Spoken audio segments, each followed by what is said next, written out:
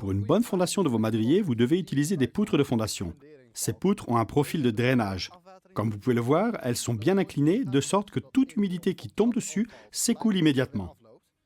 Vous les avez en 3 classes de durabilité différentes. Une variante en bois résineux imprégné, une variante en bois exotique dur et une variante en composite. Bien évidemment, la variante en composite est la plus durable car elle ne pourrit pas. Suivie par la variante en bois dur, puis en dernier vient la variante en bois résineux imprégné. Les variantes en bois ont une encoche en dessous. Cela vous permettra d'utiliser une bande de soutènement comme première couche de fondation. Si vous n'en disposez pas et que vous devez travailler directement sur votre dalle en béton ou sur votre pavage, alors vous pouvez la poser comme ça. Veillez à disposer d'une surface plane pour les 3 variantes.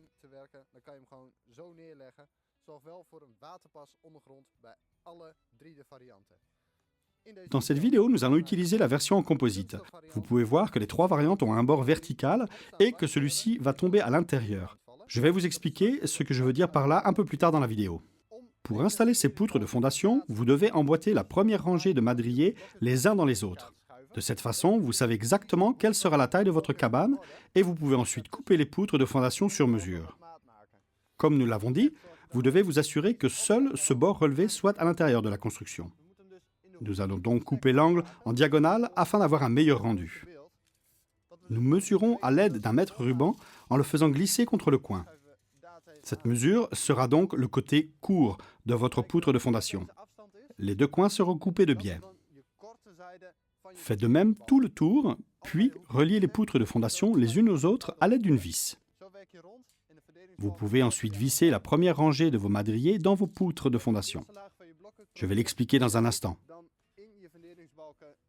Nous allons maintenant couper la première rangée.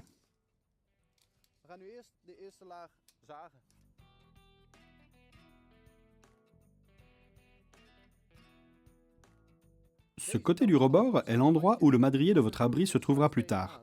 Il doit donc avoir la taille que vous venez de mesurer. Vous pouvez ainsi facilement accrocher votre mètre ruban, puis mesurer et faire la coupe en biais de l'autre côté.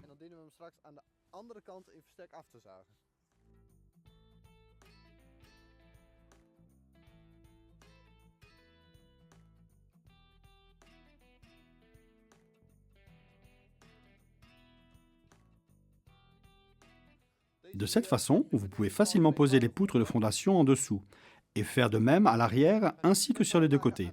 Puis, comme je l'ai dit, vissez-les ensemble pour former un ensemble bien solide. Voici la vue du dessus. Vous voyez ici notre première rangée de madriers et voici notre poutre de fondation. Comme vous pouvez le voir, nous l'avons coupée en biais de sorte qu'elle s'adapte parfaitement à l'angle. Nous allons maintenant connecter les poutres de fondation les unes avec les autres. Pour cela, utilisez un forêt à métal.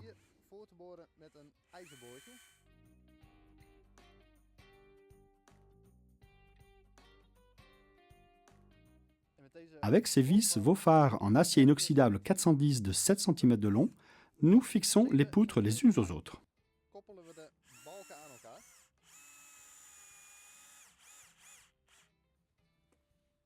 Voilà comment faire. Faites de même à chaque coin. Il se peut que vous ne receviez pas 4, mais 3 poutres de fondation par exemple.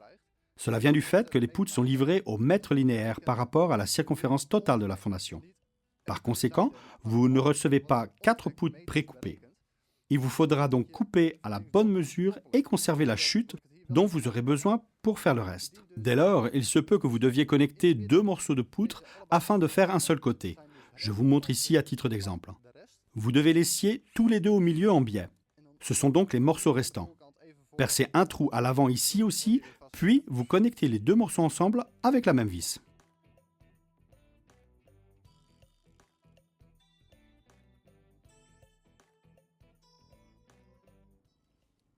Vous pouvez voir que la vis fait vraiment bien son travail. Elle tire les poutres l'une contre l'autre, de manière rigide, et c'est exactement le but recherché. Ce composite ne travaillera pas beaucoup. Vous n'avez donc pas besoin de laisser d'espace de dilatation entre les poutres. Lorsque vous avez placé les poutres de fondation et que votre première rangée de madriers est également bien en place, alors vous pouvez les visser ensemble. Nous utilisons pour cela des vis de 100 mm de long et de 5 mm d'épaisseur que nous vissons simplement comme ceci. Vous pouvez aussi prépercer si vous le souhaitez. Nous les vissons ainsi en nous assurant que la vis entre bien dans la poutre de fondation.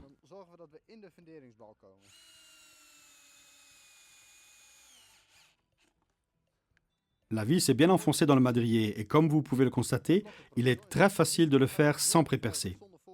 Par précaution, surtout avec des madriers de 19 mm, je recommande cependant de prépercer. Ce qui est important concernant les poutres de fondation de votre cabane de jardin, c'est qu'elles doivent toujours être bien horizontales et pas seulement de cette manière, mais aussi entre elles, afin qu'elles ne penchent ni en avant ni en arrière. Si votre base est bonne et qu'elle est de niveau, alors c'est la bonne façon de placer les poutres de fondation. À bientôt!